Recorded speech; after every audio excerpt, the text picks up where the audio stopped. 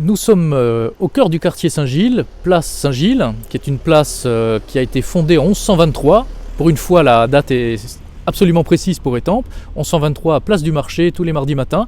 C'est une place qui est très intéressante de par son architecture, parce que celui qui la visite pour la première fois se rend compte que nous avons des bâtiments médiévaux, des bâtiments très anciens, mais aussi des constructions qui font penser à du béton et à du XXe siècle. Alors pourquoi cette disparité des styles ?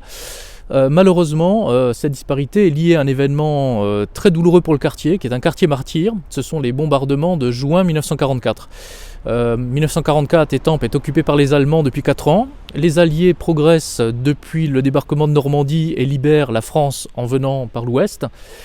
La ville d'Étampes est un objectif stratégique du fait que les Allemands transfèrent des hommes, des ressources, des matériels pour le front de Normandie en passant par Étampes, et les Alliés décident de bombarder la gare d'Étampes. Le bombardement est une réussite très moyenne. En fait, les bombardiers qui ont peur d'être touchés par la DCA allemande installée sur les collines de la vallée d'Étampes lâchent les bombes trop tôt, et ces bombes tombent sur le quartier Saint-Gilles. Il y a plus de 100 victimes civiles dans la population du quartier. C'est un quartier qui est dévasté, beaucoup de maisons sont détruites, il y a beaucoup de blessés, des personnes n'ont jamais pu être identifiées d'ailleurs, tellement les corps étaient calcinés, et nous avons autour de nous la preuve de ce bombardement à travers les reconstructions faites après-guerre. On a tout un ensemble de maisons d'un modèle tout à fait standard que l'on peut retrouver à Orléans, que l'on peut retrouver en Normandie là aussi, parce qu'il a fallu reconstruire après-guerre en utilisant les matériaux les plus simples possibles, c'est-à-dire le béton, et les moins coûteux. Ce sont des constructions très simples qui sont tout à fait dans le style des années 40-50. L'église elle-même a été d'ailleurs en partie détruite. Tout le bas-côté qui donne vers la rue Saint-Jacques a été détruit. La reconstruction s'est poursuivie dans les années 50. Là, en revanche, pas en béton. On a reconstruit l'église à l'identique, contrairement aux maisons d'habitation. Et je vous propose que l'on poursuive cette visite dans l'église d'ailleurs, où se trouve un panneau commémoratif des victimes du bombardement de 1944.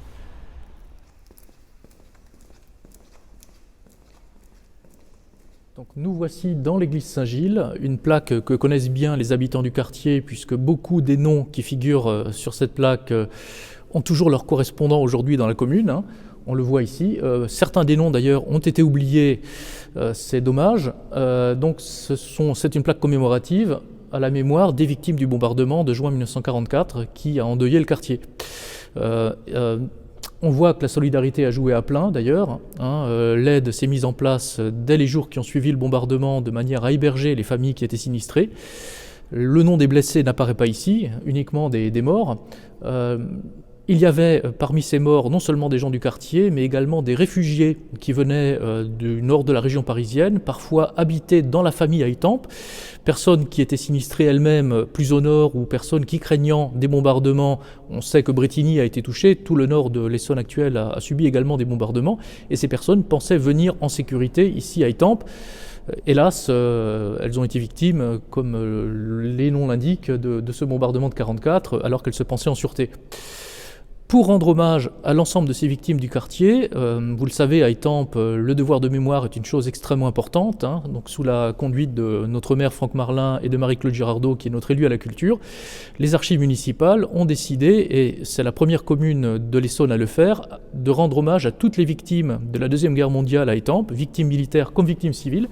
Donc non seulement les victimes des bombardements, il y a eu le bombardement allemand de 40, le bombardement allié de 1944, mais également les morts militaires de 1939-40, de ce qu'on a appelé la campagne de France, les morts militaires de 1944-1945, et entre les deux, les victimes de la résistance, les victimes de la déportation, etc. Donc tous ces morts militaires et civils, nous avons recueilli leur biographie, parfois en quelques lignes seulement, rassemblés dans 2 nouveaux livrets de la collection des Mémoires d'Étampes. C'est une collection qui comprend à présent une vingtaine de livrets. Ces livrets seront disponibles en version papier à partir du vendredi de cette semaine.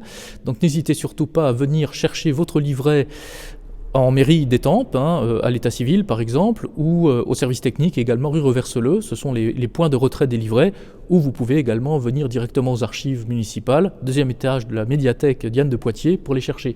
Ce sont donc des livrets qui vous donneront la biographie et le nom de toutes ces victimes étampoises ou décédés sur le territoire de la commune d'Étampes. Ça peut être parfois des militaires étrangers qui étaient en fait soignés à l'hôpital, ou même des réfugiés qui venaient du nord de la France, de Belgique ou autres, et qui sont venus mourir à Étampes, par exemple pendant le bombardement de 1940. Et nous avons aussi des résistants qui ont été fusillés à Étampes. Nous ne les oublions pas, bien sûr, c'est un devoir extrêmement important, et ils sont eux aussi répertoriés dans ces livrets qui sont gracieusement mis à votre disposition. Vous les trouverez aussi en version électronique sur le site de la ville d'Étampes.